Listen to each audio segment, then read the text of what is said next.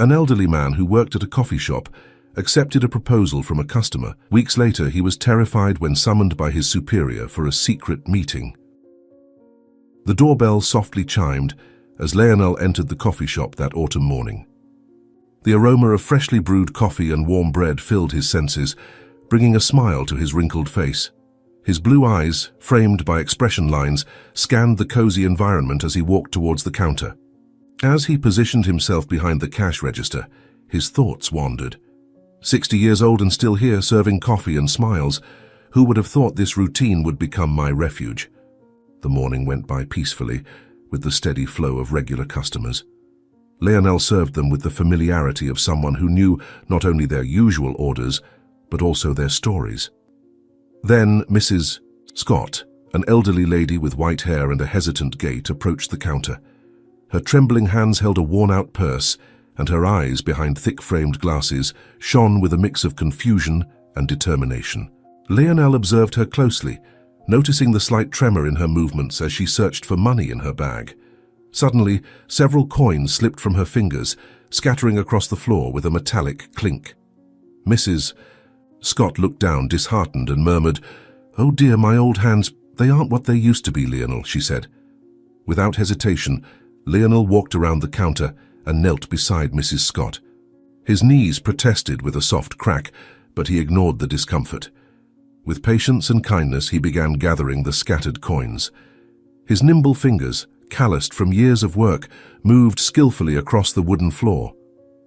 As he collected the money, Lionel spoke softly to the lady, his voice low and comforting. "Don't worry, Mrs. Scott, it happens to all of us.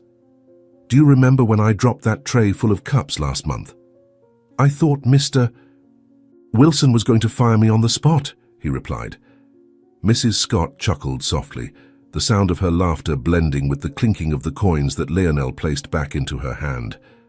The moment of vulnerability passed, replaced by an atmosphere of friendship and mutual understanding.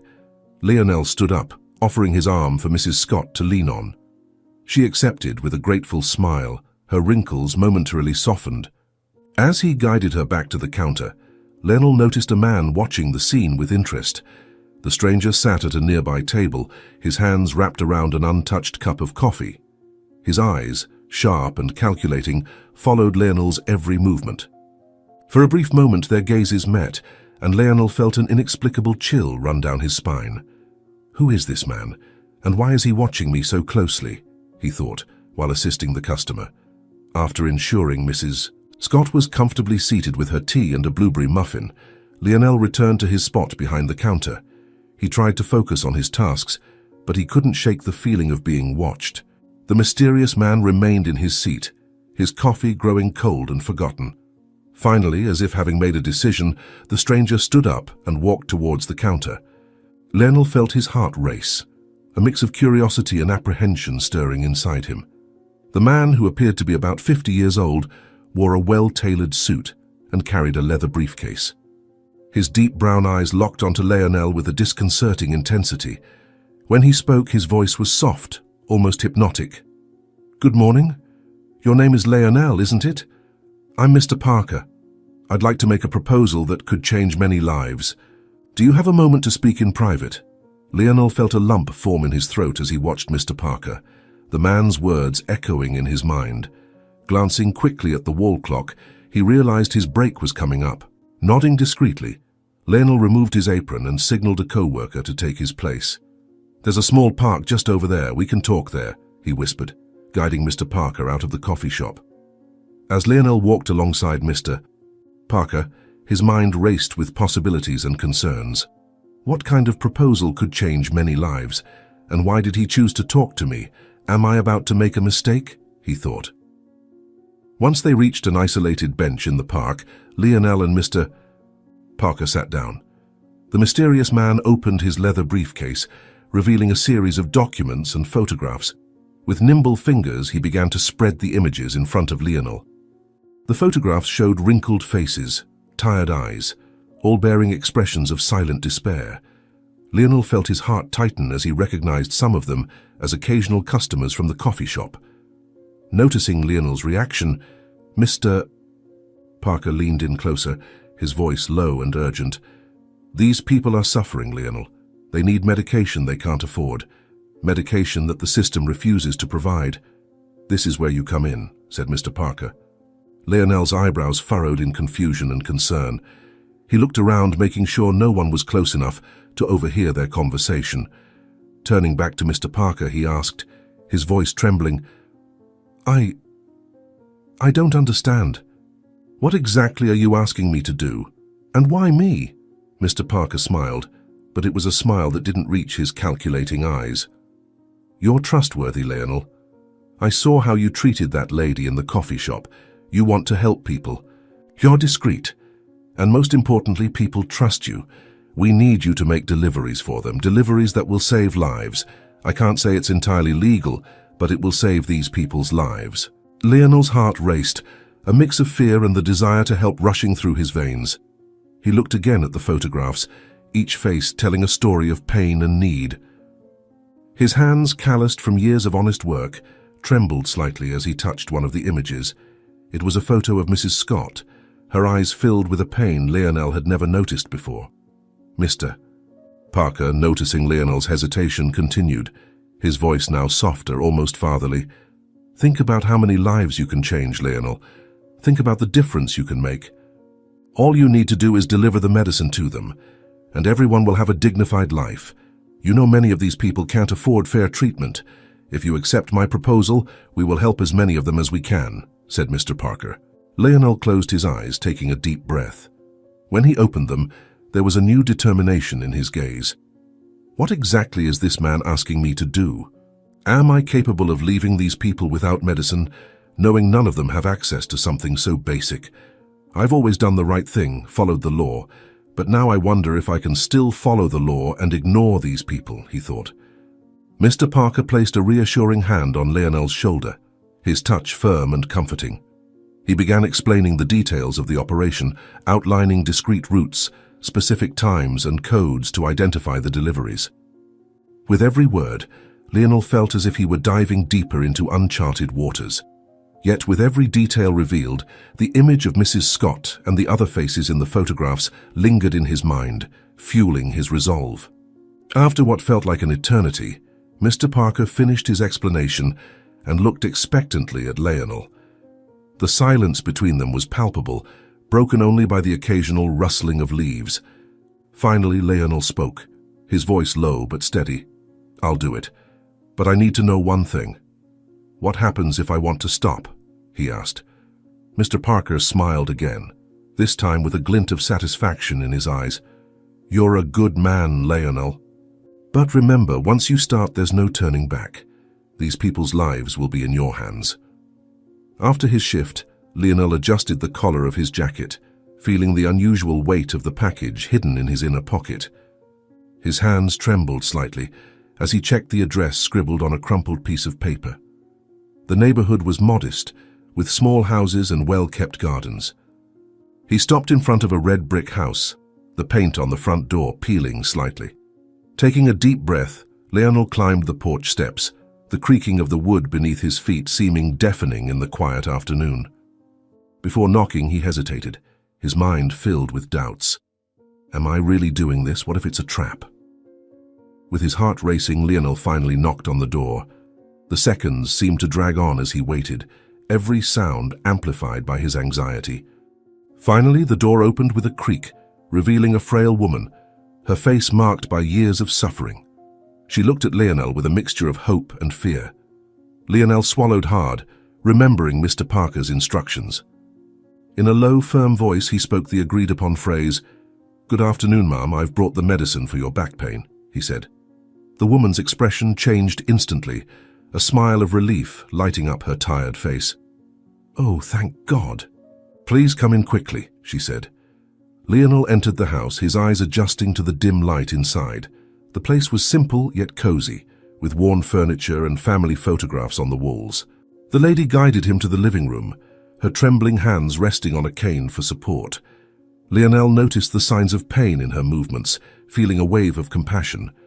Sitting on the worn-out sofa, he carefully took the package out of his pocket. The lady watched every movement with palpable anxiety. Lionel handed her the package, their hands briefly touching in the process. He felt the tremble in her hands and saw tears welling up in her eyes. "You have no idea how much this means to me. Without this medicine, I don't know what I would do," she said. Lionel nodded, a lump forming in his throat. He thought, maybe Mr. Parker was right. Maybe I really can make a difference. He felt grateful for being able to help, despite the conflicting feelings about the secrecy of his work. With the delivery done, Lionel stood up to leave. The lady accompanied him to the door, thanking him repeatedly. He felt a mix of emotions, relief for completing the task, pride for helping someone in need, but also a persistent fear of the unknown. As they reached the door, the lady held onto his arm, her voice choked with emotion. "God bless you, sir. You are an angel sent to help us." Lionel felt a tightness in his chest. He wanted to say something comforting, but the words were stuck in his throat. He simply nodded, a sad smile on his lips. A few days later, the doorbell at the coffee shop chimed as Lionel walked in for his morning shift, the familiar aroma of freshly brewed coffee wrapping around him like a comforting embrace. He had barely put on his apron when Mr. Wilson, his boss, appeared with worry lines etched deeply into his face. "Lionel, I need to talk to you." "In private," he said, his voice low and tense. Lionel's heart raced, a sense of déjà vu washing over him as he followed the manager to the office in the back. As they walked, Lionel couldn't help but notice the cautious glance Mr. Wilson threw around, as if he feared being watched. Once inside the small office, Mr. Wilson locked the door, the click sounding like a sentence to Lionel's ears. "What's happening? Has he found out about the deliveries I've been making?" Lionel thought, feeling sweat begin to form on his forehead. Mr. Wilson sat heavily in his chair, running a hand over his tired face before looking directly at Lionel. "Lionel, how long have you been working here? 30 years? We've been through a lot together, haven't we?" Lionel nodded slowly, unsure of where the conversation was heading. "I know about Mr. Parker, Lionel.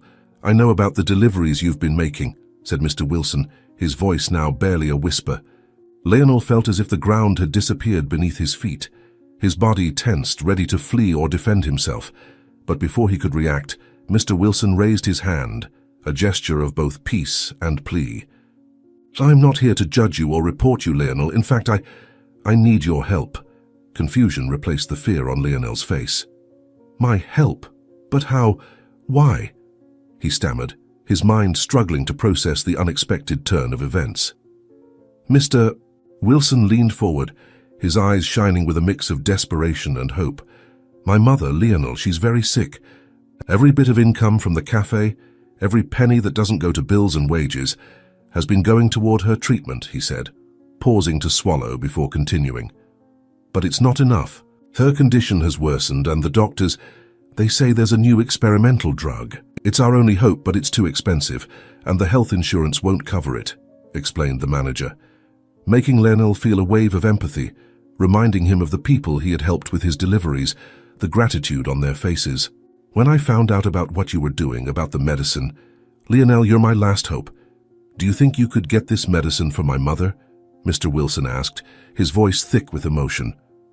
The silence that followed was heavy, filled with expectation and fear. Lionel found himself at a moral crossroads, the desire to help battling against the fear of the consequences. "If I do this, there's no turning back. I'll be fully involved," he thought. But then the image of Mr. Wilson, always so strong and confident, now broken and pleading, struck something deep within Lionel. "Mr. Wilson, Lionel began, his voice trembling. He paused, taking a deep breath to steady himself. "I understand what you're asking, and I know how much your mother means to you," he said. Mr. Wilson looked at him with a mix of hope and apprehension, hanging on to every word. Lionel continued, feeling the weight of his decision. "I can't promise anything, but I'll do my best to help." Lionel finished. The words had barely left his lips when Mr. Wilson stood up abruptly, walking around the desk to embrace Lionel. The gesture, so out of character for the usually reserved manager, caught Lionel by surprise. "Thank you, Lionel. You don't know how much this means," Mr. Wilson whispered, his voice choked with emotion. As they pulled apart, Lionel saw tears in the manager's eyes, a sight that shook him deeply. How can I turn my back on people like him? These people need help. I can't fail them, he thought. It was late at night when Lionel finally finished his shift. Exhausted, he glanced toward Mr. Wilson's office, noticing the light still shining under the door. For a moment, he considered knocking to tell him that he would do everything he could to get the medicine for his mother, but the sound of raised voices coming from inside made him hesitate. Better not disturb him now, he thought, feeling a mix of relief and apprehension. He quickly changed clothes in the locker room and stepped out into the cool night air, his mind already focused on the next task. Lionel's heart raced as he walked through the dark streets towards the meeting place with Mr. Parker. Mr. Wilson's mother's prescription weighed heavily in his pocket, like a brick, constantly reminding him of the responsibility he had taken on. Upon arriving at the deserted park, Lionel spotted the familiar silhouette of Mr. Parker sitting on a bench under the dim light of a street lamp. He approached cautiously, looking around to make sure he wasn't being followed. "Mr. Parker," he called softly, his trembling voice betraying his nervousness. The man turned, his sharp eyes locking onto Lionel. "Ah, Lionel, what brings you here so late?" he asked, his voice smooth but with a hint of curiosity. Lionel swallowed hard, feeling his throat dry. "I need your help." "It's urgent," he said, pulling the prescription from his pocket with shaky hands. Lionel quickly explained Mr. Wilson's mother's situation, his words rushing out, broken by emotion. Mr. Parker listened attentively, his face remaining a mask of neutrality. When Lionel finished, there was a moment of tense silence. "I see, Mr. Parker finally said, taking the prescription from Lionel's hands and examining it carefully. "This medicine, it's not easy to get. It's risky." Lionel felt his heart sink, but before he could protest, Mr. Parker continued. "But we'll do it. For you, Lionel, and for Mr. Wilson." Relief flooded through Lionel, mixed with a pang of guilt. "Thank you, Mr. Parker. I don't know how to thank you," he murmured. Mr. Parker smiled, but it was a smile that didn't reach his eyes. "Don't thank me yet, Lionel. Remember, every favor comes with a price." 2 days passed, days filled with anxiety and waiting for Lionel. He could barely concentrate at work, his eyes constantly darting to the clock, counting down the minutes until the next meeting with Mr. Parker. Finally, the evening arrived. Lionel hurried out of the cafe, barely saying goodbye to his co-workers. He practically ran to the park to meet Mr. Parker, his heart pounding in his chest. There was Mr. Parker, holding a small paper bag. "Here it is," he said, handing the package to Lionel. "Be careful. This is a powerful and valuable medicine, Mr. Parker said seriously. Lionel took the bag reverently, feeling the weight of hope in his hands. "How can I pay for this?" he asked, his voice barely a whisper. Mr. Parker smiled again, that enigmatic smile that made Lionel feel uneasy. "Don't worry about that now. Let's just say you owe me a favor. One day I'll ask for it." With the precious medicine secured in his hands, Lionel ran towards Mr. Wilson's house. The night was cold, but he barely felt it, driven by the urgency of his mission. When he arrived at the house, Lionel hesitated for a moment before knocking. What if something went wrong? What if the medicine didn't work? Pushing those thoughts aside, he knocked. Seconds later, Mr. Wilson opened the door, his face marked by exhaustion and worry. When he saw Lionel and the bag in his hands, his eyes widened. "You got it?" he asked, his voice barely containing his hope. Lionel nodded, handing over the package. "Here it is." "I hope it helps your mother," Lionel said sincerely. Mr. Wilson took the bag with trembling hands, tears welling up in his eyes. On impulse, he pulled Lionel into a tight embrace. "Thank you, Lionel. You don't know what this means to me, to my family," he said, his voice choked with emotion. As Lionel walked away from Mr. Wilson's house, he felt a confusing mix of emotions. Relief for having helped, pride for making a difference, but also a growing fear of what the future might hold. Mr. Parker's words echoed in his mind. He told me one day he would ask for something in return. What does that mean? How far will I have to go to repay this debt? What have I gotten myself into? Could the price be too high? He wondered, as he walked through the dark night. But then, he remembered the grateful look on Mr. Wilson's face, the hope in his eyes. Maybe, Lionel thought, maybe it's worth it, no matter the cost. With a deep sigh, he continued his way home, knowing that his life had changed irrevocably, for better or worse. However, after walking a few more blocks, a sudden dizziness made him stagger. Leaning against the rough wall of an alley, he took a deep breath, trying to calm his unsettled stomach. It must be the stress and exhaustion. I need something for this headache before it gets worse, he thought, massaging his temples. Determined to find relief, Lionel headed to the neighborhood pharmacy, a small corner shop that stayed open late. The pharmacist looked up from a logbook, eyeing Lionel curiously. "Good evening, I need something strong for a headache, please," Lionel said, trying to sound casual as he approached the counter. The pharmacist nodded slowly, his eyes never leaving Lionel's face. "Of course, sir. Any other symptoms besides the headache?" he asked casually, and Lionel shook his head. While the pharmacist fetched the medication, Lionel wandered through the narrow aisles of the pharmacy, pretending to be interested in the products on the shelves. His eyes fell on a variety of controlled medicines locked in a glass cabinet. Some names were familiar, similar to those he had recently delivered. A wave of nausea hit him, unrelated to his headache. "What am I doing?" he thought, the reality of his recent actions weighing heavily on him. Returning to the counter, Lionel found the pharmacist watching him with an unreadable expression. "Here's your medicine, sir. Anything else?" he asked in a neutral voice. Lionel shook his head, eager to leave. As he paid, he noticed the pharmacist's eyes narrow slightly, as if trying to remember something. "You look familiar. Have we met before? I think I've heard something about you," the man commented, his voice casual but with a note of suspicion. Lionel's heart raced, his mind scrambling to find a plausible answer. "Probably at the cafe downtown," he replied, forcing a smile. "I've worked there for years." The pharmacist nodded slowly, but his gaze remained fixed on Lionel. Taking his change and the medicine, Lionel hurried towards the door, feeling the pharmacist's eyes boring into his back. Once on the street, he took a deep breath, trying to calm his nerves. Does he know something about the medicine? Or am I just being paranoid? He wondered, panic rising in his chest. With quick steps, Lionel walked away from the pharmacy, unable to shake the feeling that he had narrowly escaped something dangerous. The next day, Lionel walked through the city square, the moonlight casting shadows along the sidewalk next to century-old trees. His shift at the cafe had ended, and he was taking advantage of the rare moment of peace to clear his mind. The hum of conversations and the laughter of children in the nearby playground created an almost idyllic atmosphere, in stark contrast to the tension Lionel carried inside. As he approached an empty bench, his eyes caught a familiar figure. There, sitting casually as if he had been waiting for him, was Mr. Parker. Lionel's heart skipped a beat and he felt his palms begin to sweat. He's here. Is he going to ask for something now? Or is this just another routine delivery? He wondered, struggling to keep his composure.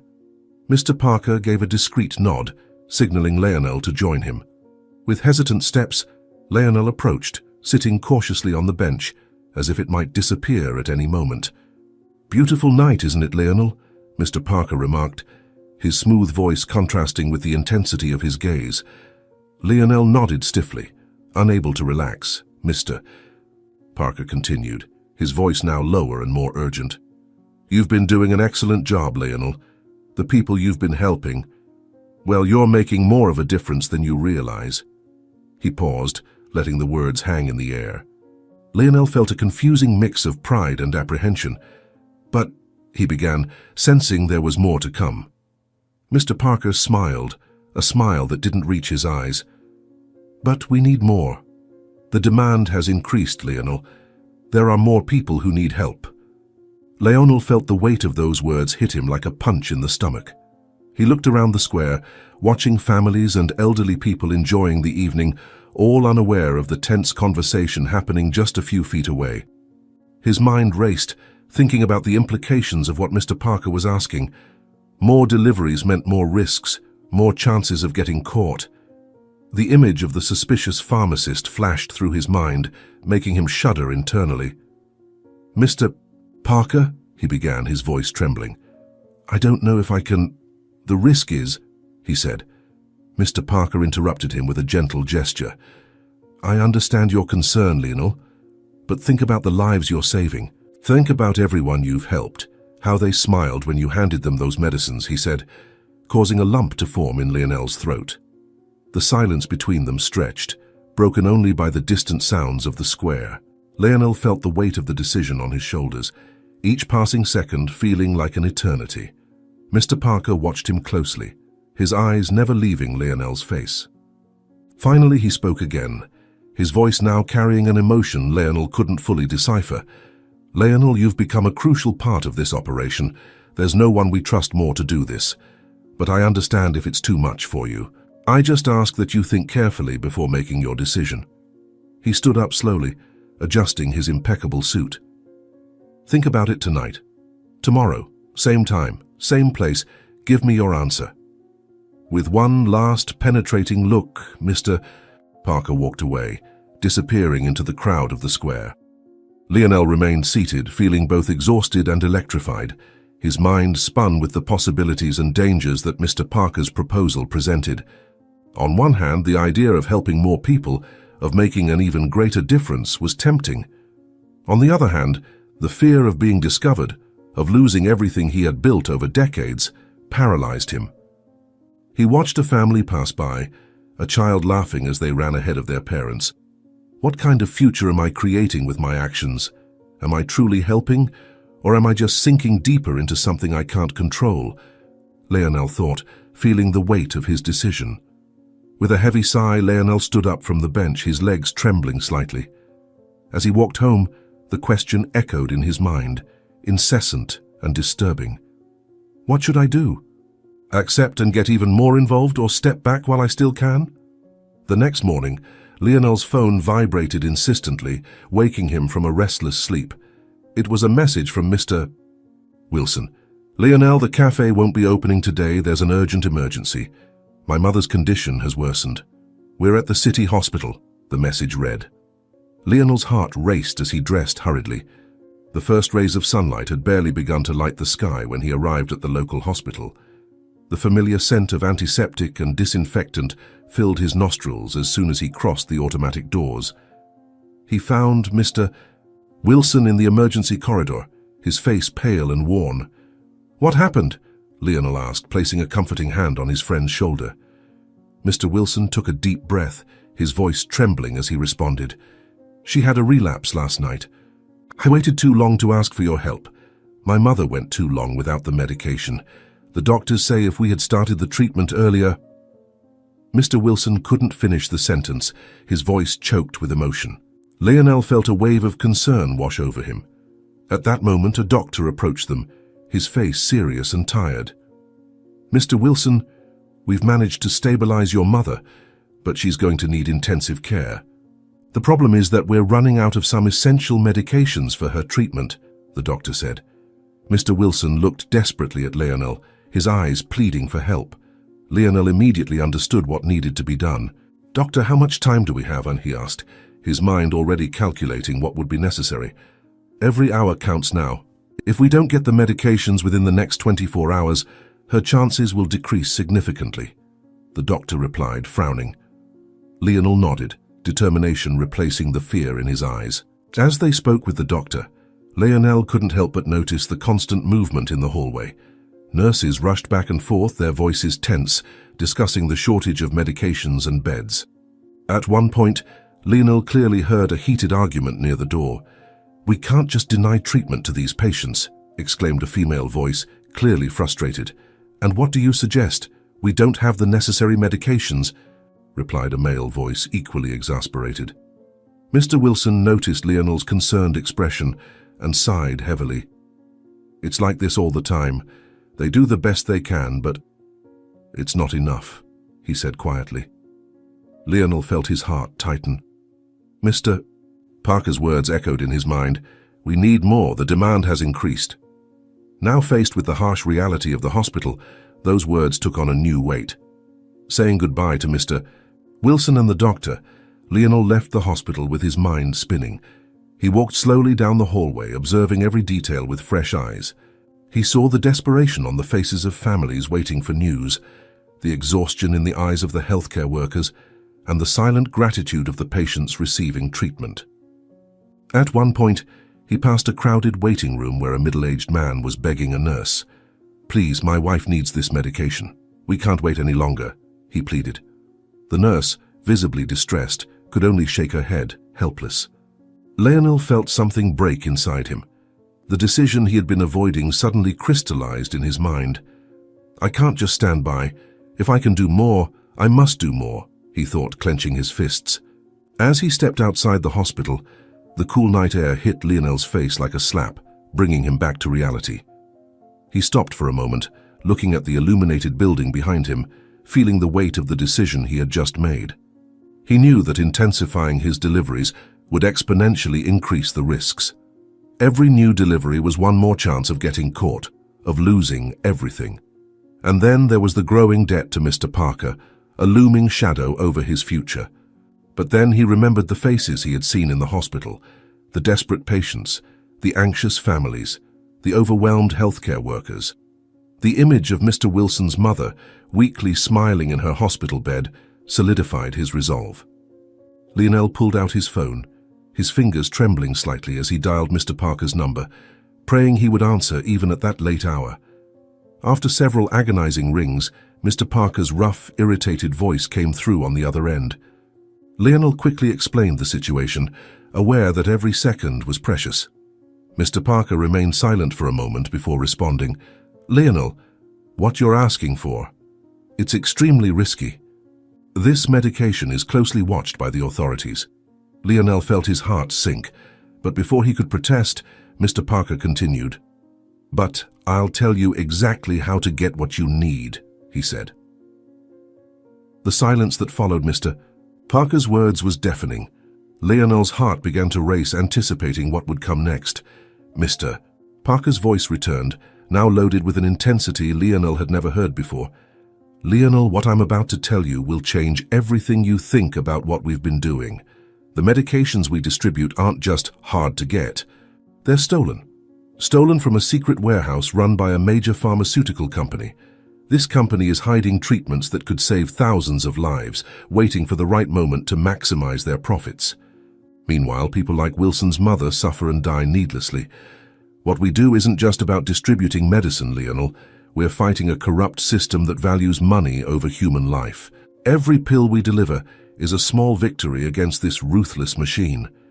I know it sounds crazy, and it's dangerous and illegal. But think about the lives we're saving, the families we're keeping together. We're not criminals, Lionel.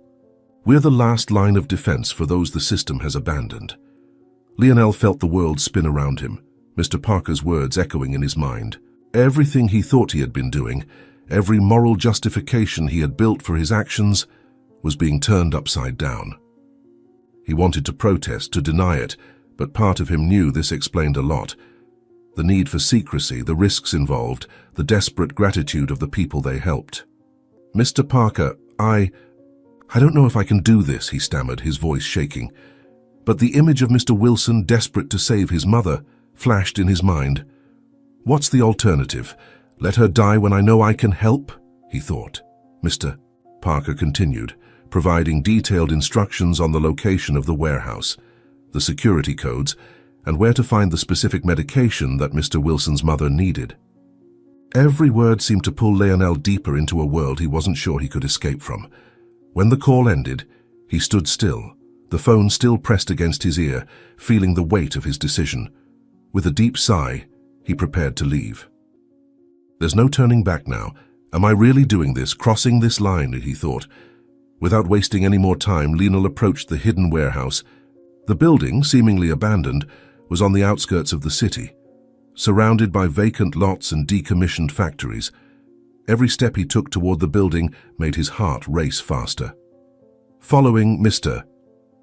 Parker's instructions, he found a dimly lit side entrance. With trembling hands, he typed the code into the electronic panel. A soft click indicated the door was unlocked. Lionel hesitated for a moment, his hand on the doorknob. Last chance to back out, he thought. But the image of the people at the hospital waiting desperately for help pushed him forward. The inside of the warehouse was a maze of tall shelves, all filled with carefully labeled boxes and vials. Lionel moved silently, his eyes frantically scanning the labels, searching for the specific medication Mr. Wilson's mother needed. The silence was oppressive, broken only by the sound of his quickened breathing and the occasional creak of the floor beneath his feet. Finally, after what felt like an eternity, he found the right shelf. His hands shook as he grabbed the vial, almost dropping it. At that moment, a sound made his blood run cold. Voices approaching, the echo of footsteps in the adjacent hallway. Lionel froze, clutching the vial against his chest, his heart pounding so loudly he was sure it could be heard. The voices were getting closer. Damn, damn, damn! What do I do now? There's nowhere to run, he thought, panic rising. With his heart in his throat, Lionel acted purely on instinct. He quickly crouched behind a pile of boxes, pressing himself against the cold metal shelf. The voices and footsteps grew nearer and nearer. He could make out two people talking about inventory and expiration dates. Holding his breath, Lionel stayed still as the men passed by his hiding spot. For one agonizing moment, they stopped close to him and Lionel was certain he would be discovered. But then, as if by a miracle, they moved on, their voices gradually fading into the distance. Lionel waited a few more minutes, which felt like an eternity, before daring to move. That was close, but I can't let my guard down now. I need to get out of here quickly, he thought, relief flooding through his veins. With the precious vial of medication safely tucked into his inner pocket, Lionel began making his way back to the exit. Every step was calculated, every movement careful to avoid any noise. Adrenaline surged through his body, sharpening his senses. Finally, after what felt like an endless journey through the maze of shelves, Lionel spotted the door he had entered through. With one last cautious glance around, he hurried outside, the cool night air hitting his face like a blessing. Lionel allowed himself a brief moment of triumph. I did it! Now I need to get this to Mr. Wilson as quickly as possible, he thought, a relieved smile forming on his lips. He had barely taken a few steps away from the warehouse when a bright flash cut through the darkness, momentarily blinding him. Lionel froze, panic surging back with full force. Blinking rapidly to regain his vision, he saw a figure emerge from the shadows holding a professional camera. The man, dressed in a worn leather jacket and with a determined look on his face, approached Lionel. Don't move. I know who you are and what you're doing, said the stranger, his voice firm but not threatening. Lionel felt the world spinning around him. The entire operation, all the risks he had taken, everything was about to collapse. Who are you? He managed to stammer, his mind racing to find a way out. The man lowered the camera but kept his eyes fixed on Lionel. My name is Alex. I'm an investigative journalist. I've been investigating this drug scheme for months. You're not the villain here. You're the missing piece to expose this whole operation, he said, his voice now gentler. Lionel felt a confusing mix of emotions: fear, relief, curiosity. Alex continued. Think about the lives we could save if we bring this to the public. Not just a few people, but thousands who don't have access to these medications, he said, and Lionel hesitated, the journalist's words echoing in his mind. I don't know what you're talking about, Lionel lied, his voice trembling. Alex stepped forward, his face illuminated by a fierce determination. I know who you are, Lionel. I've been investigating all of this for a long time. You know exactly what I'm talking about. I know you're doing the right thing for the right reasons, but think about the bigger picture. With your help, we can expose these companies' corrupt practices. We can force change in the system. Imagine a world where no one has to resort to underground schemes to get life-saving medicine, the journalist said. Alex's words weighed heavily on Lionel, like lead. He glanced at the vial in his pocket, thinking of Mr. Wilson's mother, Mrs. Scott, and all the people he had helped. Then he looked at Alex, seeing the possibility of making a much bigger impact. Lionel found himself standing at a crucial crossroads, his mind swirling with conflicting thoughts. If I cooperate with Alex, I could help change the system, but at what immediate cost? And if I refuse, how many more lives will be left without help in the future? He wondered. The decision he was about to make would change not only his life, but potentially the lives of countless others. With a heavy heart and a conflicted mind, Lionel opened his mouth to respond, still uncertain of which path to choose. Lionel took a deep breath, feeling the weight of the decision on his shoulders. "Alex, I understand the importance of what you're proposing, but I can't decide that right now. There are people depending on me at this moment. Meet me tomorrow. I'll come to your newspaper office at noon. I'll give you my answer then," he said, his voice firm despite the tremor in his hands. Alex nodded, understanding the gravity of the situation. Lionel quickly walked away, the vial of medicine secure in his pocket, his mind a whirlwind of conflicting thoughts.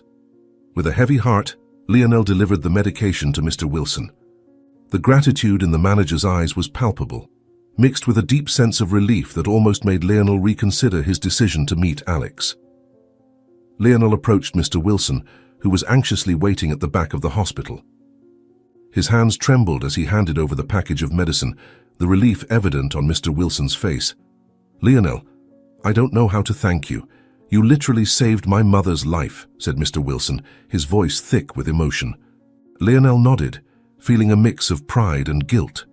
As he watched Mr. Wilson rush back into the hospital, he couldn't help but think, "How will I help everyone? How will I do the right thing and keep all these people safe?" he wondered. That night, sleep didn't come easily. Lionel tossed and turned in bed, weighing the pros and cons of exposing the entire scheme. "If I speak out, I could help thousands, but what about the people who depend on me now? Can I really abandon them?" he thought, the moral conflict eating away at him. Morning came far too quickly. Lionel found himself standing in front of the imposing newspaper building, his reflection in the glass showing a man torn between duty and compassion. With hesitant steps he entered, identified himself at reception and was led to Alex's office.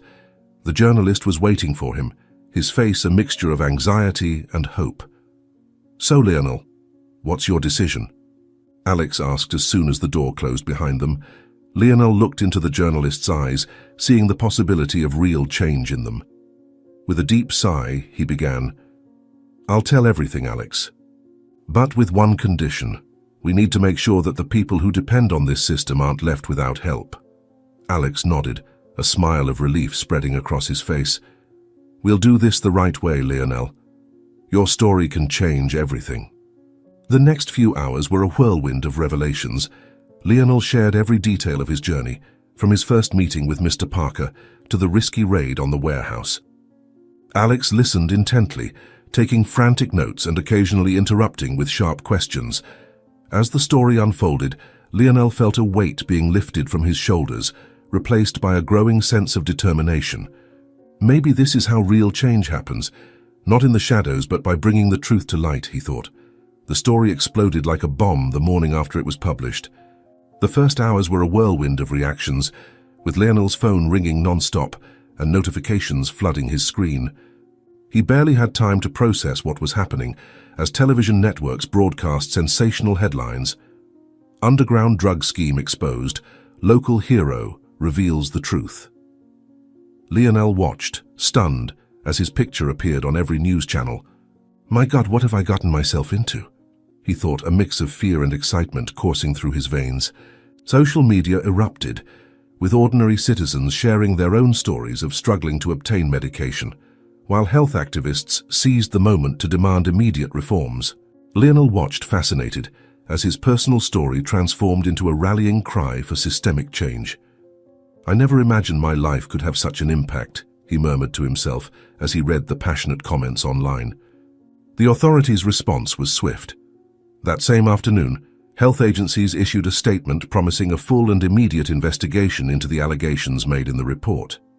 Politicians from all sides rushed to take a stance, some demanding harsh punishments for those involved in the scheme, while others called for leniency for those, like Lionel, who acted out of compassion. The ethical debate about access to medicine dominated every talk show. Lionel watched all of this with a sense of disbelief. "Did I do the right thing?" he repeatedly asked himself as he saw the world around him changing. The big pharmaceutical companies, the main targets of the accusations, responded with a mix of denial and vague promises of cooperation. Their spokespersons appeared on TV shows, trying to control the damage to the corporation's image. Meanwhile, small protests began forming outside the headquarters of these companies, with demonstrators demanding transparency and fair pricing. Lionel received a call from Alex. The journalist was ecstatic. "Lionel, you have no idea what you've started. This is bigger than any of us could have imagined." Lionel felt the weight of responsibility growing on his shoulders. "I just hope this helps people. All those I saw in need of help deserve a chance at treatment," he said with determination. As the day came to an end, Lionel realized that his life would never be the same. He received messages of support from people he had helped, including an emotional call from Mrs. Scott, thanking him for his bravery. Mr. Wilson appeared at his door, his eyes brimming with tears, offering a silent hug of gratitude and solidarity. In the months that followed the publication of the story, a true revolution unfolded within the healthcare system. The exposure of the underground drug scheme caused an initial shock, but it quickly became a catalyst for significant change. Lionel, who had initially feared retaliation, was surprised by the overwhelming support from the public. He became the face of a movement demanding transparency and accessibility in the pharmaceutical industry. In a televised public hearing, Lionel testified with eloquence and passion, his words touching hearts and minds across the country. "We are not here to point fingers. We are here to build a system that works for everyone, where no one has to choose between food on the table or life-saving medications," he declared, his voice steady. The impact was immediate and widespread. A new government program was established to ensure access to essential medications for all citizens, regardless of their financial situation. Mr. Wilson, whose mother fully recovered thanks to the treatment she received, became a vocal advocate for the cause, turning his cafe into a meeting place for activists and volunteers. He often said to Lionel, "You didn't just save my mother. You gave hope to an entire community." Mrs. Scott, whose desperate situation had been one of the catalysts for Lionel's actions, not only recovered, but became an inspiring figure for many. She began visiting hospitals, sharing her story and offering support to patients in similar situations. During one of these visits, she hugged Lionel with tears in her eyes, whispering, "You gave me more than health. You gave me a purpose." Lionel's heart filled with emotion with every life touched, with every story of renewed hope. Mr. Parker, far from hiding when the scheme was exposed, took a brave stand. He came forward publicly, offering to testify and provide crucial information that would help expose the corrupt practices within the pharmaceutical industry. During a televised interview, he looked directly at the camera and said, "What we did may have been technically illegal, but it was morally necessary. Lionel and I, along with many others, risked everything to save lives that the system failed to protect." This statement moved the public, highlighting the ethical complexity of the issue and reinforcing the urgency for reforms in the healthcare system. Mr. Parker became, alongside Lionel, a symbol of the fight for fair access to medication, and his dedication to the cause earned him respect and support from many. A year after the story was published, Lionel found himself once again meeting Alex in the same newsroom where it all began. The journalist, now award-winning for his investigation, smiled as Lionel walked in. "Ready for our follow-up interview?" Alex asked. Lionel nodded, a serene smile on his face. As he sat down, he reflected on the incredible journey he had been on. From a simple cafe worker to a catalyst for social change, Lionel had discovered a strength and purpose he never knew he had. "You know, Alex, when all this started, I was just trying to help one person at a time. I never imagined we could change the world," he said, his voice filled with emotion. Alex smiled, turning on his recorder. "And that's exactly why you succeeded, Lionel. Because you cared enough to try," the journalist replied. As the interview began, Lionel felt a deep sense of peace and fulfillment. The road ahead was still long, but for the first time in a long while, the future seemed bright and full of possibilities. If you enjoyed this story, we invite you to like this video and subscribe to our channel. Your support motivates us to keep bringing you emotional stories almost every day. Don't miss the next surprising narrative that's about to appear on your screen. We truly appreciate having you here with us. Now, you can click on the links appearing on your screen right now. We have a special selection just for you, filled with valuable stories and guaranteed entertainment. See you there.